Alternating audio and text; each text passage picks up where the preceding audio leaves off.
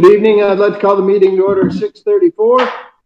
Any adjustments to the agenda this evening? There are two. If you would add under recognition, FBLA, along with the Waldo County Tech Center USA.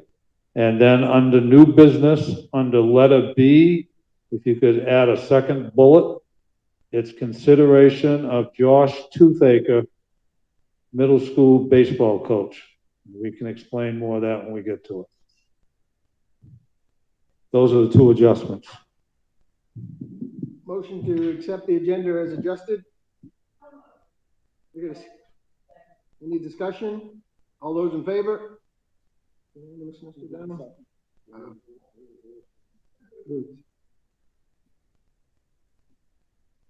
Recognitions? Yes. Yes. First, I would like to recognize, and I know she's not here, but in Skills USA, which is a statewide competition that's held by the Tech Center. We had, I lost my notes. We had one from Searsport District High School. Congratulations to Kim Hall. She received a bronze medal and she competed in the state pin design. She's from the graphic design course. Then what we added is the FBLA, and I have quite a list here. And if Max was here, he would be quite prominent in this list. They attended the FBLA State Leadership Conference in end of March down in the Lewiston area. And the following brought home medals. Tim Smith received a third in Introduction to Information Technology. Eli Law, he received a second in the job interview. Ellis Braga, I don't know who that is, but congratulations to his mom as well. He received a third in economics and a first in agribusiness. And then Max Provincia received a first in future business leader, first in securities and investments, first in business management and business calculations, a second in political science, and he was named the Who's Who of Maine FBLA, and he was named the FBLA Member of the Year. And to top it off, Searsport teacher Jen Rich, the advisor, received the Maine FBLA Advisor of the Year. So that was quite a showing by FBLA.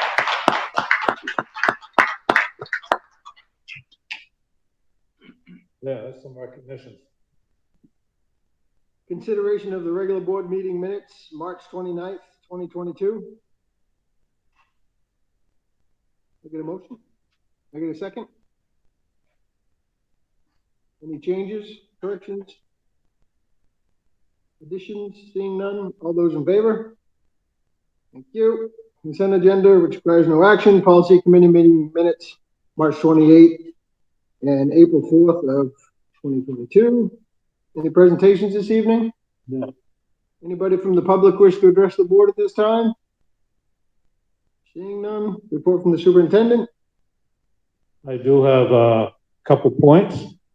First of all, school nutrition program had their annual DOE review. They received an excellent report. The only corrective action were language corrections in our policy JL, which is RSU 20's wellness policy. The language required that instead of the DOE Chapter 51, that it was changed to the USDA Smart Snack guidelines. And that also then changed the cross references in our policy. And I would like to congratulate Tina and her staff on the Kim Burke's direction here at the high school, and the Tina's up at the elementary school. They did a heck of a job, and that's a really good review. Secondly, RSU 20's request for a waiver regarding the student calendar days from 175 to 174 was granted. Thus, the 16th of June, which you probably have seen on our website, that will be the last student day, and that is an early dismissal day as it traditionally is. And then our staff on June 17th will be the last staff day. So what that does is that ends the students on a Thursday and the staff on a Friday. And we do not run into any conflicts with the following week, nor with the new federal holiday of Juneteenth. The NEASC accreditation visit, which was scheduled for the middle school, high school, which was this coming in 2025, on a request from NEASC due to the backlog of schools. Our school has been moved to 2026. With that, Josh and his staff and folks to help them with the planning have that extra year based on the NEASC, and that work is actually continuing as we are talking right now. We just have longer to prepare for it. I do have, unfortunately, I have another resignation to read. And this comes from Dr. Stephanie Wade. She says, while I'm grateful for having had the opportunity to work as an English language arts teacher at Searsport District High School, I am writing to let you know that I intend to resign at the end of the school year. I will look for opportunities to support the mission and vision of the school and the community in other ways. Thanks again for giving this opportunity to me. Best wishes from Dr. Wade. Dr. Wade, we thank you.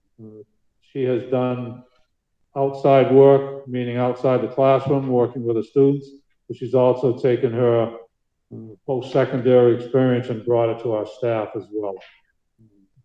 So thank you, Dr. Wade. And with that, I'll answer any questions if there are any. Seeing none, we'll move on. Thank you. Finance Committee, committee reports. Finance Committee met this evening. The budget is still in good standing order. We had discussion about carryover in the coming years, projections. That was about it. Policy Committee? Yes, on the March 28th and April 4th meetings, we continued with the B policies. There was a KDA in there that came up as a result of the B's. I can't remember what the KDA was all about. Maybe as a cross-reference. But between those two meetings and our meeting last night, we have completed the B section, so some of those will be coming to you for approval in subsequent meetings, and we are currently working on the, help me out, Ruth. Social media policy for staff. Yes, social media policy for staff, which is a new policy for us. And we'll get working on the C's in May. Any questions for Chris? Seeing none, we'll move on. Old business, we have none. New business, consideration approval of the 2022 senior class trip. We will bring Josh Toothaker and Danielle Latsbury to the microphone, please.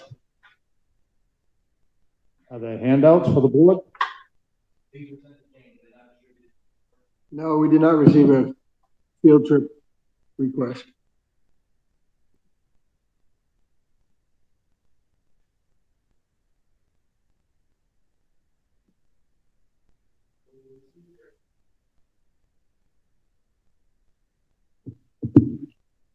So the senior trip has undergone a variety of edits over the past month or so, mostly because we've been really struggling looking at the cost associated with transportation, which has skyrocketed since we were in initial planning.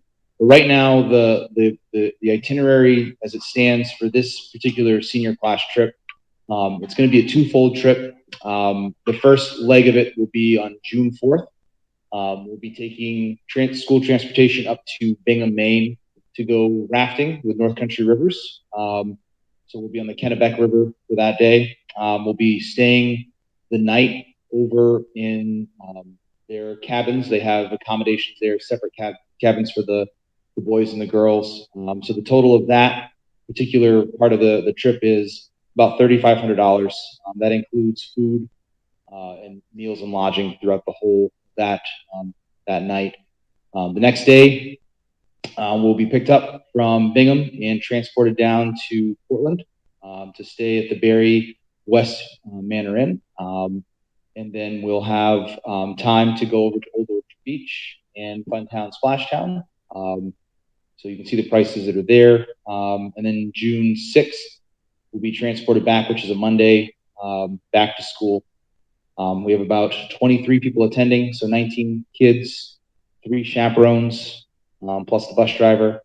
All total, when we look at everything between transportation, lodging, all the events, plus other monies to supplement with raffles and whatnot, we're looking at a cost of about $10,000 to $11,000. We still have a couple more fundraisers to do. So we have coming up the cornhole tournament, which is on May 21st. That potentially should be bringing in a couple of $1,000 more dollars. So it's been run in the past. So questions about the trip? I think it sounds like an amazing trip. This may or may not be the right forum to say this, but I'm going to say it anyway. I would like to see some thought in the future around what the requirements are for student participation in fundraising. There's a very small group of kids who fundraise this dollar amount, and they tried very hard to engage other students. And, you know, there are some kids that are going that didn't really participate in that fundraising piece. And I would like to see that be more clear in future years, what that expectation is and what that looks like in the future. Josh, do we know who the 3 chaperones are? Danielle, myself, and we're looking for an additional parent to help. Thank you. Make a motion to approve. If I could ask a question too, if you could just explain where the funding's coming from. It's for the new board members. This is all fundraised money. Starting into the junior year, typically is when we start really hitting the ground running with fundraising. So concession sales, the Festival of Trees, the calendar raffle. So everything is, nothing comes from district funds. Everything is fundraised. I think in the past that they allowed the parents to go as chaperones. Is that part of your plan or not? Because many went in years past. Mm-hmm. So I didn't know if that was what you planned or not, or if they've been invited, I should say. We'll be putting out a notice to parents who are interested in going. I would die if I was a senior and my parents wanted to go. Just saying. Motion to approve. So Second. Any further discussion? All those in favor? Thank you. Could be. Could be.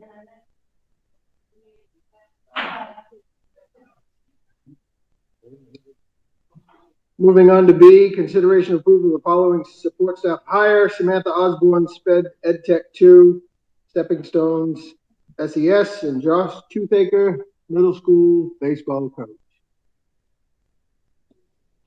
Motion to approve? Yes, we do. Yes, we do. Yeah. Yep. Well, we don't have any. There's one in there. As always, there's no discussion surrounding personnel. All those in favor?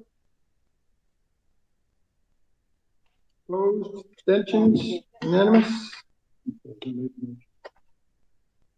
I made the motion. I don't know who seconded.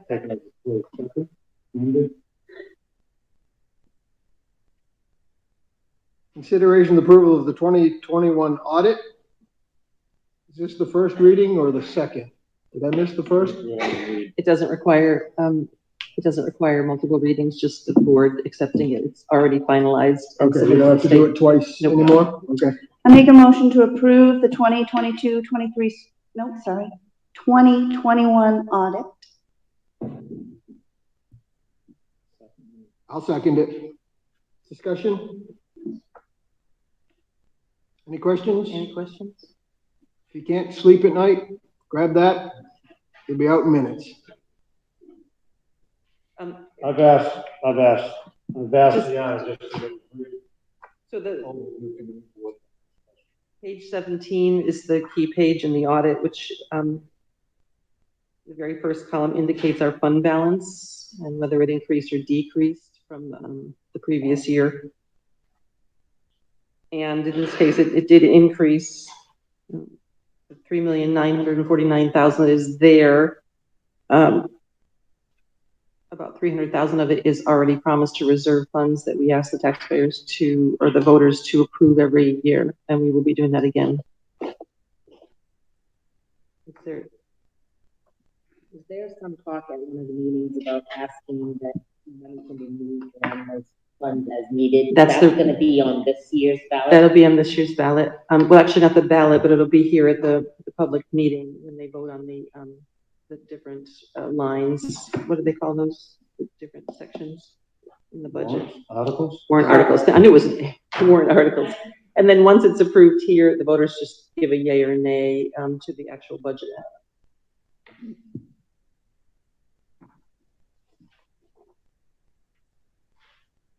Any others? All those in favor? Thank you. Consideration and approval of the proposed 22-23 school budget. I get a motion in a second so we can have a discussion.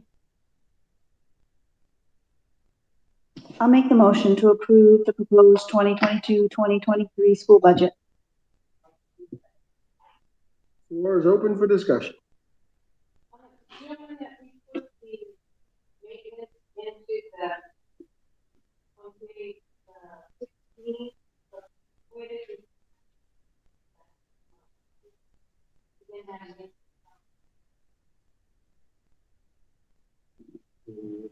Just as an addition to your question, because it's right along the same lines,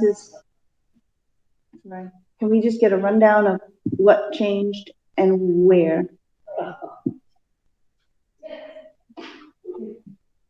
Wait, I used the can opener. To answer your question, Denise, why Deanna is doing that, we were instructed to put that position into the budget, which was $62,000, which we did do, and we were also instructed not to increase the assessments.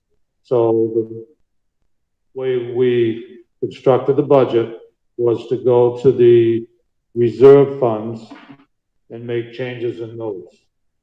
And thus the reserve funds were changed.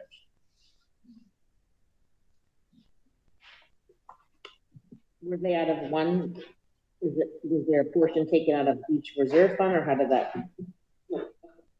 Sorry, Anna. So if trying to think, probably the easiest way to direct you on where changes were made is for you to go to the blue copy, the cost center budget.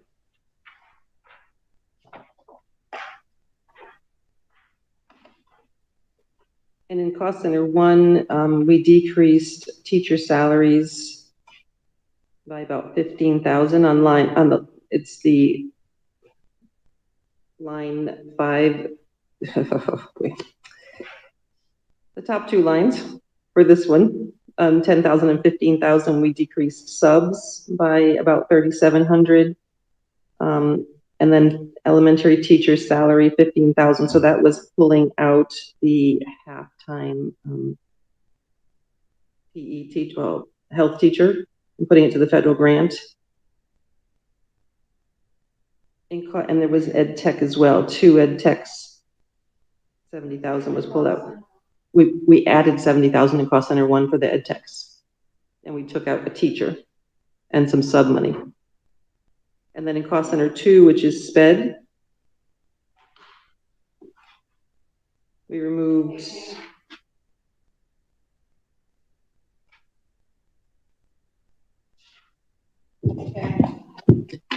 and if you go to your budget revenue sheet, this gives the actual summary of the amounts and the positions that came out. And these are just the lines. There was ed tech salary lines, teacher salary lines, and group health insurance that were decreased in SPED for the program, the new program that's getting moved to the federal grant for 1 year. Also, the social, yes, that's the summary, and then the detail is a bunch of lines in each cost center. So are these costs that we have for the next budget on the list, we're using some money now? You want me to ask that again? Your question again, please, so that that's pretty fun. Now, the special ed teacher, we decided to use ESA 2 money, correct? But Correct. they're gonna have to be in the budget again next year, correct? chances are that enrollment will stay up. We will be required to have that program, and we will need to move those positions into the local budget.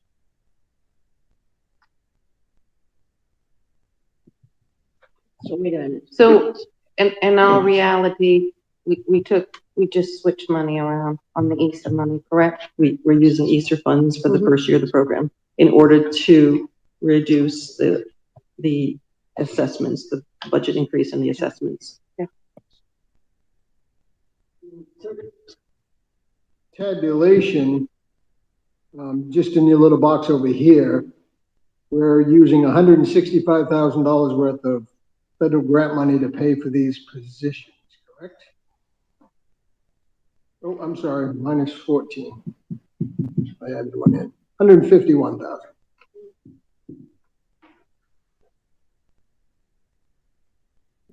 Correct? Which will not be there next year. Correct. Okay. What in this total budget, what approximately is the total amount of this budget being funded by grants that will not be available next year? In this version of the budget? Yes. What positions are in here? I'm sorry, ask it again, please. So you've laid out 4 in the box. You've laid out move to grants, FY23, SPED, 2 SPED techs, half help, and 1 SPED ET. What else for positions are in this budget that will be funded by grants this year, but will be expected to be funded by taxpayers next year? In addition to this 151, how much more is in this budget that will not be paid for next year? So Tony, I'm hanging on words here, and you're referring to this budget, and this budget does not contain any positions that are federally funded.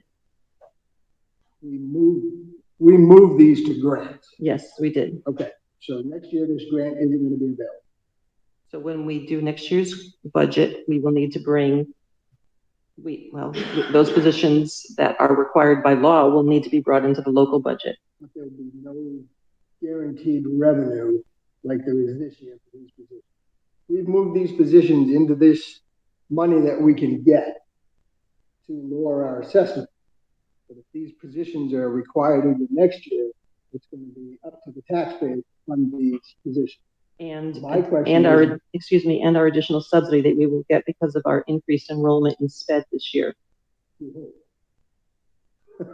Well, we know our enrollment has increased, so my question is, how many other positions are in this budget that are being funded by COVID money or other grants that won't be available next year? So you're asking how many positions are federally funded this year? It's not this budget, but you're talking about how many positions do we have? What are we projecting in this coming year's budget FY '23 are going to be covered by grants that will not be covered by grants in I'm, Bus aids or whatever, because right now they're funded this year by COVID money. look, I'm sorry, I'm just not understanding the question because we have federally funded positions and we have this budget. So this budget does not contain any federally funded people or positions that will go away. We will. I'm not talking about the positions going away. I'm talking about the revenue from the grants or COVID money going away. That's what I'm asking. So if you're asking how many federally funded positions we have. I'm asking dollar amount. Like next year, what are we gonna have to come up with? Like I can already come up with 151,000 just in these 4 bullets. Okay. That So next year, if there's no ESHA money or no grant money, the year after, I'm sorry. I call this budget this year's budget, but it's next year's budget, sorry. Okay, so These positions equal 151,000.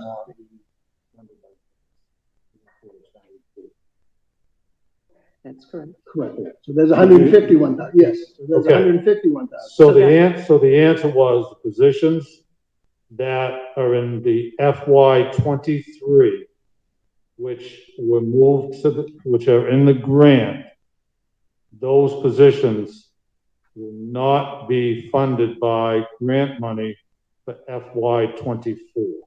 That's what you're asking. Yes. Now I'm asking, what other positions besides these 4 do we have in our budget this year that, as I've said, once you get something in the budget, It's semantics. You're saying budget and what you really, I believe, mean is staffing. Because yes. we have a budget, local Yes. budget, and we have grant budgets. So I'm hanging up on words because they're critical to this conversation. Yes. So we have a health assistant. We have 3 bus aids that are funded. And I'm just, you don't have to name the positions. I'm just asking approximate dollar amount. I can't give you an approximate dollar amount, not on the fly, but these are positions that may or may not be continued by the board when they become local burden. So as of right now. It's a conversation that will take place next year. So as of right now, not the budget we're trying to pass tonight, the one after that, we would have to, at minimum, absorb this 101, possibly, or being asked to absorb another 151,000.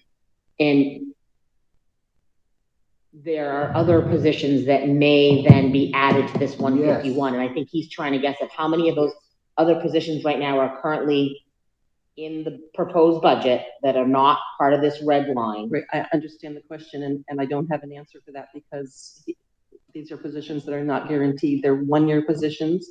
When we hire the people, every year we renew them with the grants, and none of them are guaranteed past the funding. Okay.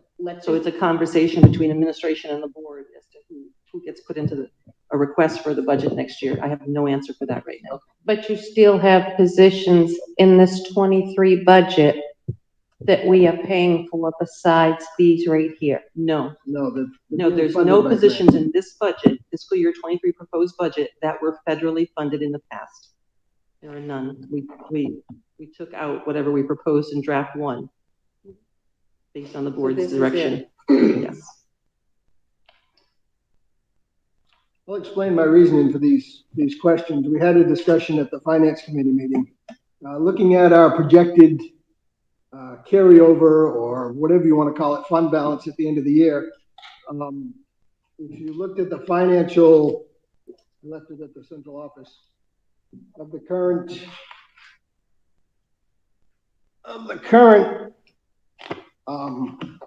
budget summary, as I said at the finance committee meeting, I've been doing this now for 14 years with the tech center, the big RSU, the small MSAD 56, and now this RSU 20. This is not in the same direction that we have been headed for years. The gap is much smaller. We're on the tipping edge of not gaining revenue. We're going behind in fund balance, which I have only seen one time, and that's when we had the cliff year when the economy went south in 2007, 2008, in which the state curtailed payments to school districts, in which the taxpayers, mostly of the former 56, paid for the other district. That's my main concern, not with this budget, but it is the 24 budget. This is governor election year. If a certain individual gets elected and the economy goes south in that 4-year term, the first place they head is DHHS and Department of Education. That's the first place they go. We've lived it, we've seen it with former governors, with former Department of Education, and they'll attack the ED 279. And for some reason, it's the lower enrollment schools that take the hit. The big schools seem to get more revenue when time gets bad because it affects more students.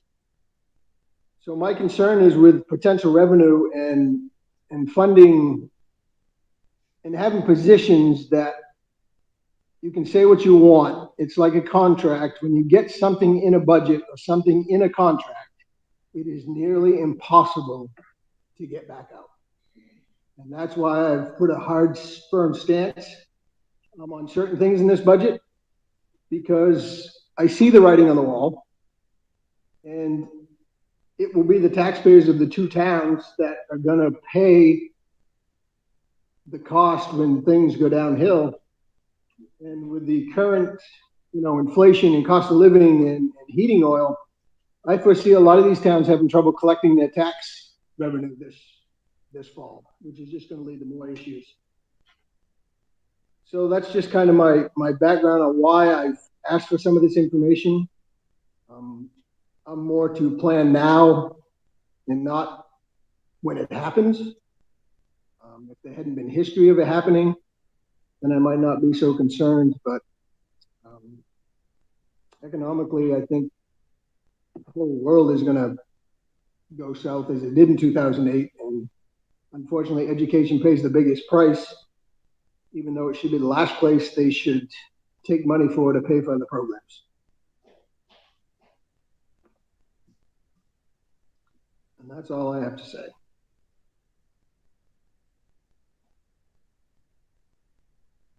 Anyone else?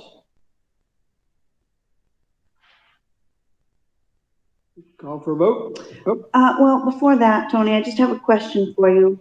I agree with what you're saying. I respect your ability to plan for the future. My question is,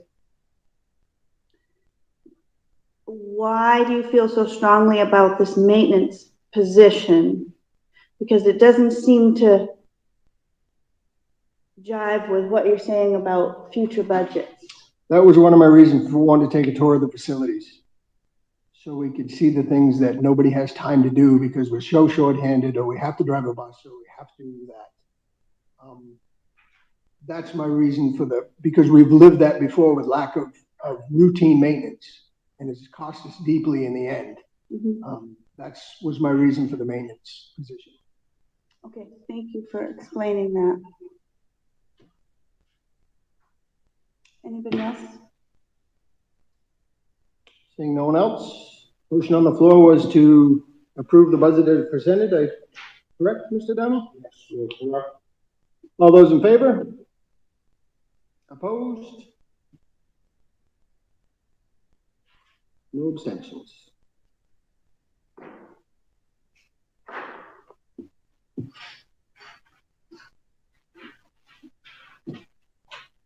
Consideration of the 2022 fund balance plan.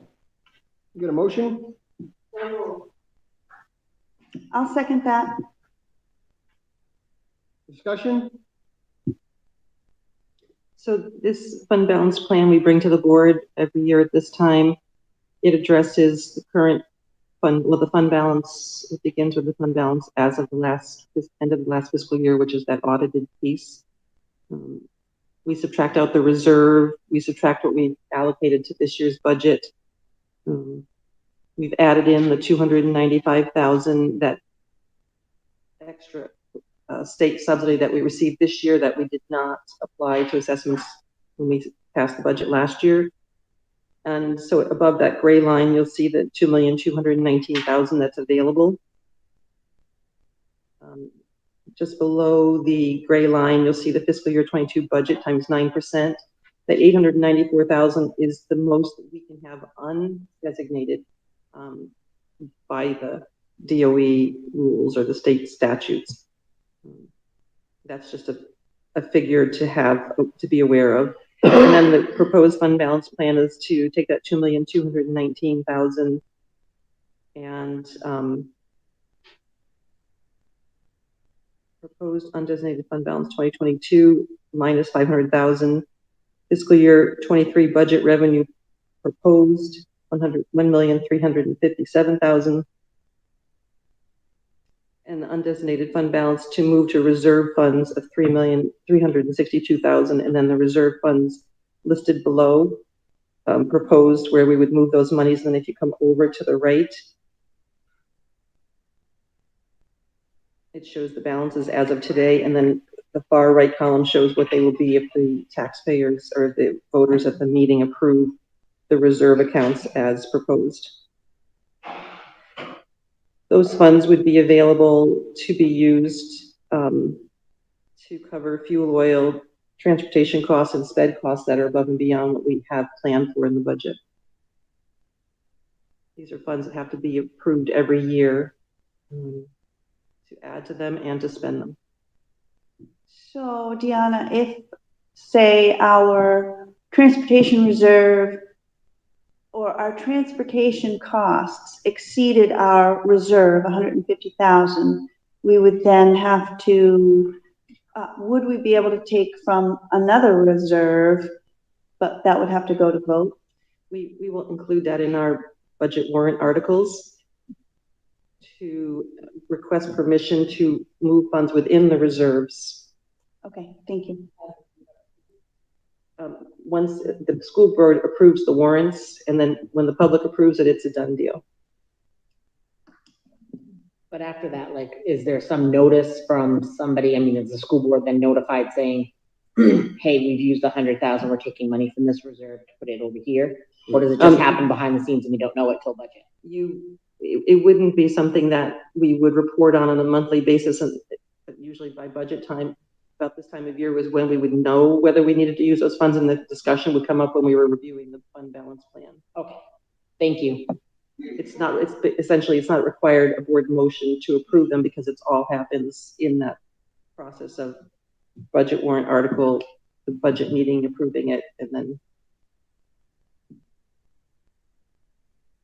for instance would be the funds that we spent in the past few years.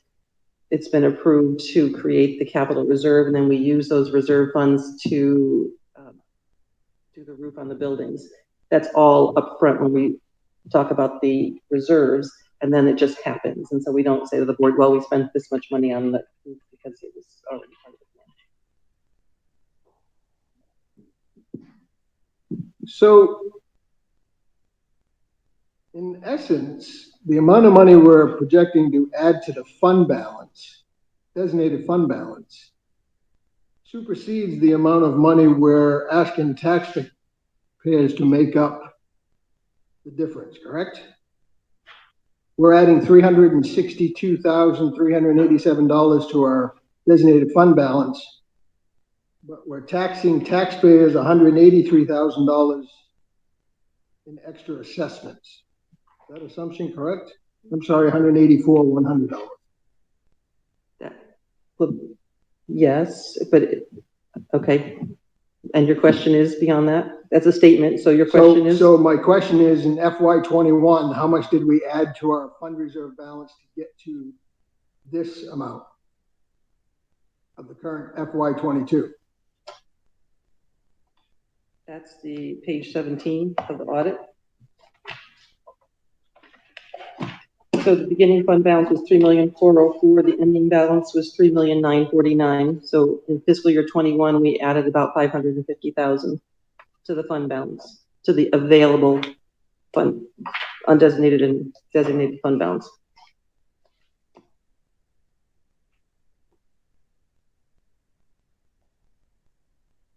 And any recollection on what our percentage of assessments were to the towns last year? Percentages? One was negative, correct?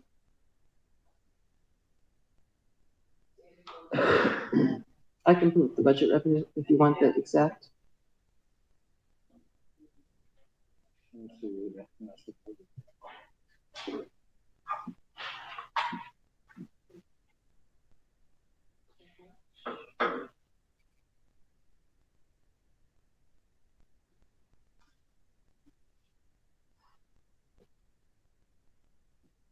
Having some technical difficulties here.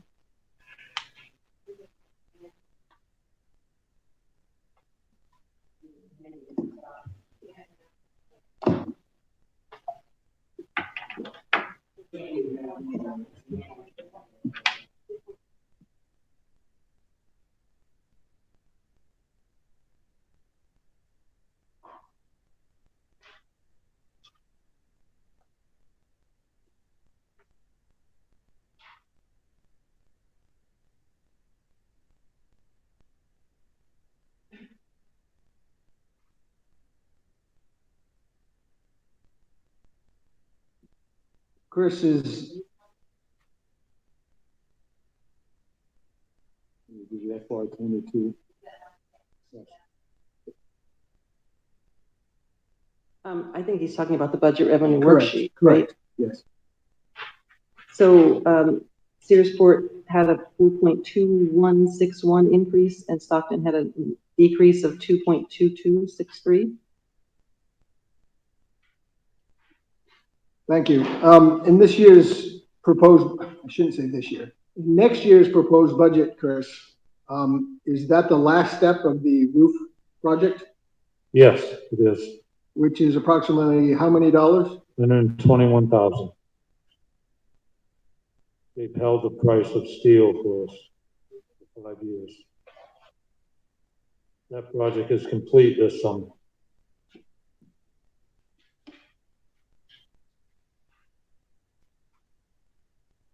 Anyone else? What's that? What'd you come up with? Remember, you were writing something down. Well, I wrote down what he said for the amount of the roof project, 121,000. Okay. All the other information was on here. If I looked instead of adding with my calculator, the 362 is already out there. The other one is, yeah. It's already, oh, look, 121,000 completed roof. Just got to read the whole page.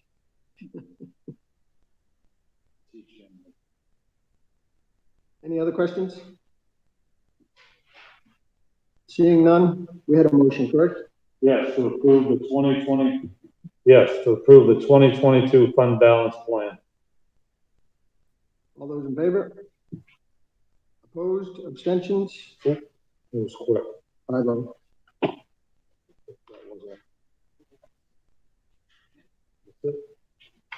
Date and time of next board meeting.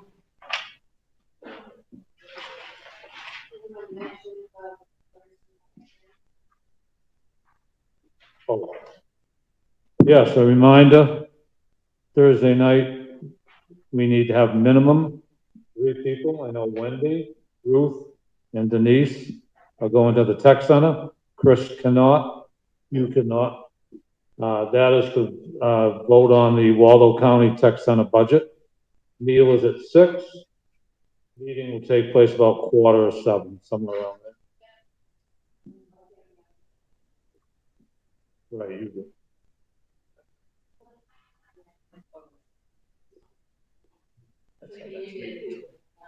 April 26th, next meeting, 6:30 right here.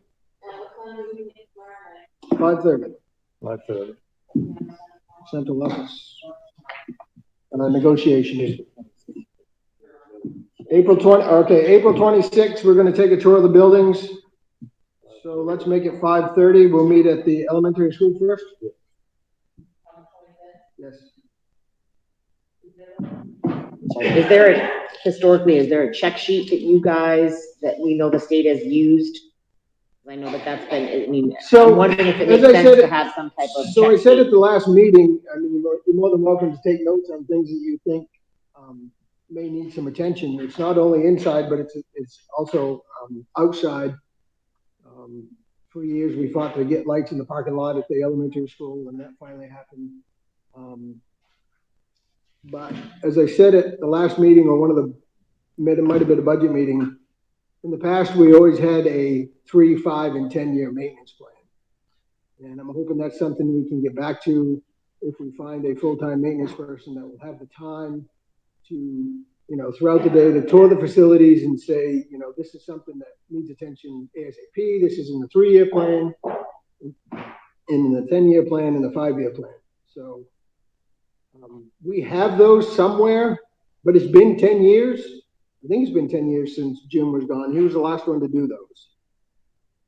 I'm just wondering if it makes sense to have one, because what we may see may not be what the state nitpicks about. So if we could try to track down. Well, I don't think it's not so much the state that nitpicks. There's nothing, don't get me wrong, there's nothing severe with our buildings. They're not falling down around us. The roof's not gonna cave in. The doors aren't gonna fall on people. I just think we need to get on a routine maintenance to prevent things. Luckily, the roof in the last year, none of us sitting in this room will ever have to worry about shingles or the roof.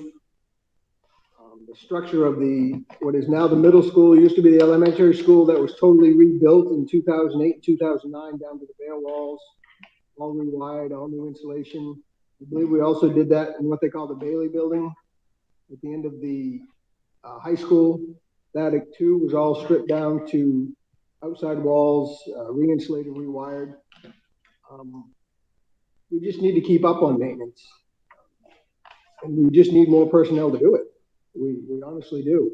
There's no doubt about that. I just want everybody to tour the facilities. I don't know if everybody's been through every building. It's been a while since I've been in the elementary building. I'd like to see the new boiler system that they put in and stuff like that Siemens has done. So it's just good to know about your buildings. And if I could add, you know, when you're doing that, if you haven't had a chance to get outside on the baseball and softball field, I mean, we've had 3 people today getting that field ready. And the students spent almost all day Sunday working on that field to get it so they could practice on it. And I mean, we had a pipe burst out back here. You walk down there now, you won't even know that it ever happened. These are the type of things that need to be seen, and I'm glad you brought up the elementary school. We're on propane. You know, we changed that, what, 2, 3 years ago. You know, so that's so different up there now. So it's the things that have been going on that just gives you, as a board member, an opportunity to see the things that have been done. And as Tony said, we've been limited on our personnel.